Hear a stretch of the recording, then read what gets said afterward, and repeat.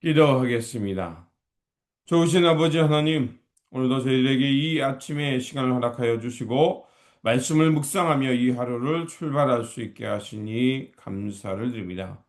우리가 이 세상을 살아갈 때 어려움을 만나고 때로는 우리가 알 수 없는 일들이 일어나지만 그러나 우리를 향한 도우심이 천지 만물을 창조하신 하나님께서 우리를 도와주시고 우리 우편에서 우리를 지키고 계시다는 그 믿음을 갖게 하여 주옵소서. 그래서 아버지 하나님, 어렵고 답답한 일을 만난다 할지라도 우리 주 예수 그리스도를 의지하며 또 하나님의 도우심과 인도하심을 믿고 묵묵히 내일을 향해 살아가는 우리의 삶의 자리가 되게 하여 주옵소서.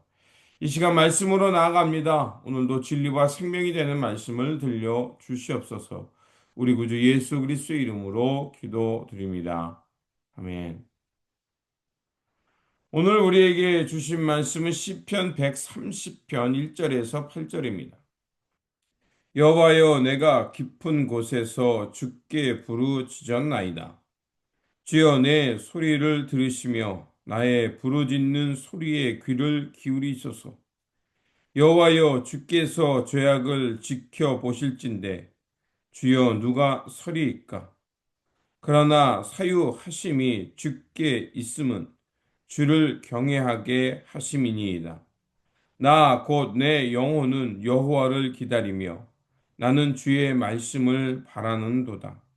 파수꾼이 아침을 기다림보다 내 영혼이 주를 더 기다리나니 참으로 파수꾼이 아침을 기다림보다 더하도다. 이스라엘아, 여호와를 바랄지어다. 여호와께서는 인자하심과 풍성한 속량이 있음이라.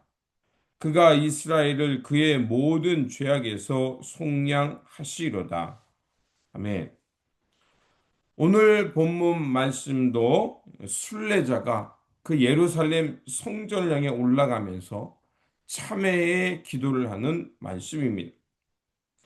인생의 깊은 수렁 가운데 하나님께 부르짖으면서 이 순례자는 절절한 고백을 하고 있습니다.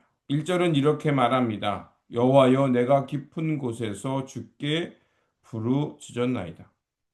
여기서 깊은 곳이란 그 환경적인 고난뿐만이 아니라 자신의 삶을 돌아볼 때 그 수많은 하나님을 향한 불순종, 또 죄의 무게, 그 절망의 그 시간들을 경험했던 것입니다. 인생이 소망이 사라지고 나락으로 떨어지는 그 상황 속에서 이 순례자는 하나님을 향해 부르짖으며 기도하고 있는 겁니다. 우리가 삶을 살아갈 때 때로는 우리의 심령이 깊은 곳으로 떨어질 때가 있습니다. 그래서 실패의 고통, 관계의 깨어짐, 또 죄의식, 죄의 무게의 상황으로 떨어질 때가 있습니다. 그때 우리가 어떻게 해야 되냐? 바로 그때 우리 가까이 계시는 하나님을 찾아야 할 것입니다. 그래서 2절에 보면 이 지혜자도 그런 시면 속에서 깊은 죄의 무게의 시면 속에서 여호와를 향해 부르짖으며 기도합니다. 주여, 내 소리를 들으시며 나의 부르짖는 소리에 귀를 기울이소서. 하나님께서는 우리의 작은 신음조차도 외면하지 아니하시고 우리의 고통의 소리를 들으시고 찾아오시는 분임을 말하고 있습니다. 우리의 부르짖음은 허공을 향한 부르짖음이 아니라 하나님의 보좌에 닿는 부르짖음이요 하나님의 긍휼이 우리 가운데 일어나는 기도이기도 합니다. 그렇다면 왜 순례자는 이렇게 탄식하며 하나님 앞에 부르짖으며 기도했을까요? 타락한 세상은 하나님의 뜻을 저버리고 불의를 향해 가기 때문입니다. 세상을 바라볼 때 어떻습니까? 하나님의 의, 하나님의 공평과 정의를 향해 살기보다는 오히려 악행과 불의를 행하는 이들이 더 장수하고 더 많은 평안을 누리다가 자기의 생명을 다하며 살아가는 세상. 오히려 진리를 향해 살아가는 사람들이 고난받고 핍박받는 세상을 보게 됩니다. 그런 세상을 볼 때 우리가 아무리 정직하게 산다 할지라도 우리 또한 그것으로부터 불, 불순종과 하나님의 의를 외면한 것으로부터 우리 또한 그 자유할 수 없기 때문에 그렇습니다. 그래서 3절은 이렇게 말합니다. 여호와여 주께서 죄악을 지켜보실진대 주여 누가 서리이까. 우리 모두가 하나님 앞에 죄인이라는 겁니다. 사람의 욕망은 하나님의 은혜를 저버리고 탐욕을 부리며 하나님의 뜻을 항상 거스르며 살아가기 때문에 그렇습니다. 그럼에도 불구하고 우리에게 소망이 있는 것은 어떤 이유일까요? 4절은 우리에게 이렇게 말합니다. 그러나 사유하심이 주께 있음은 주를 경외하게 하심이다. 이것이 바로 핵심입니다. 우리가 하나님을 경외하며 항상 길티 필링과 두려움, 절망 속에 사는 것이 아니라 내일의 소망을 살 수 있는 것은 바로 하나님께서 우리를 긍휼히 여겨주시는 은혜, 우리를 용서하시고 새롭게 살아가도록 힘을 주시는 은혜가 있기 때문에 그렇습니다. 하나님은 정죄하고 파괴하는 것으로 끝나는 하나님이 아니라 용서와 관용으로 우리를 새롭게 살아가도록 이끄시는 하나님입니다.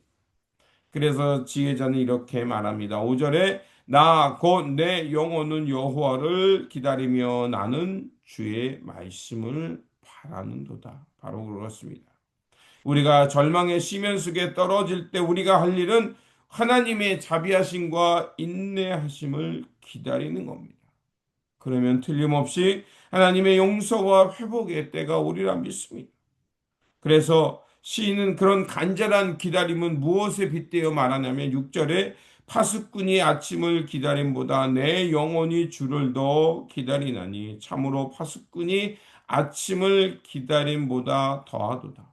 우리의 기다림은 막연한 기다림이 아니라 아침을 기다리는 파수꾼처럼 반드시 하나님의 긍휼과 회복의 때가 있음을 믿고 기다리는 확신 속의 기다림이라는 겁니다. 그러면서 시인은 자신만이 아니라 온 이스라엘 향해 이런 하나님을 기다리고 바라보라고 선포합니다. 그래서 7절과 8절에 이스라엘아 여호와를 바랄지어다. 여호와께서는 인자하심과 풍성한 속량이 있습니다. 그가 이스라엘을 그의 모든 죄악에서 속량하시로다. 그렇습니다. 하나님의 무한한 인자하심과 속량하심의 은혜가 오늘도 우리 가운데 있음을 믿습니다. 우리가 깊은 수렁에 빠져 있을 때도 하나님은 우리를 외면치 아니하시고 그 어두움의 시면 속에서 우리를 건져 올리시는 분임을 기억해야 합니다.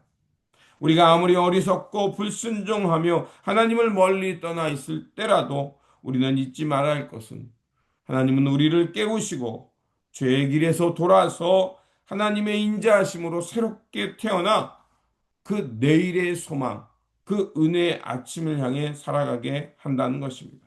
그러므로 이 하나님의 풍성한 자비하심 속에서 다시 한번 새롭게 창조되어 하나님께서 주시는 은혜와 회복의 역사를 통해 새 역사, 새 아침을 향해 살아가는 저와 여러분들이 되시기를 주님의 이름으로 축원드립니다.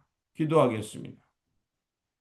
자비로우신 하나님, 오늘도 저희들을 깨워주시고 주님의 말씀 앞에 서게 하시니 감사를 드립니다. 우리가 죄의 무게와 마음의 고통으로 인해 우리가 시면에 떨어졌지만 그러나 주님을 기다리며 주님께 부르짖습니다. 우리의 기도를 외면치 아니하시고 우리를 긍휼히 여겨 주시는 그 하나님의 자비하심과 긍휼하심 속에서 우리를 새롭게 창조하여 주옵소서. 그래서 우리의 기다림이 마치 파수꾼이 아침을 기다림보다 주님의 자비와 긍휼을 더 간절히 기다리게 하여 주시고 주님의 인자하심과 풍성한 은혜로 새롭게 태어나 죄의 눌림에서 벗어나 하나님께서 주시는 자유와 그 새 창조, 새 아침을 향해 살아가는 우리 모두의 삶이 되게 하여 주옵소서. 오늘도 살아서 역사하시며 우리를 새롭게 창조해 가시는 우리 구주 예수 그리스도의 이름으로 기도드립니다. 아멘.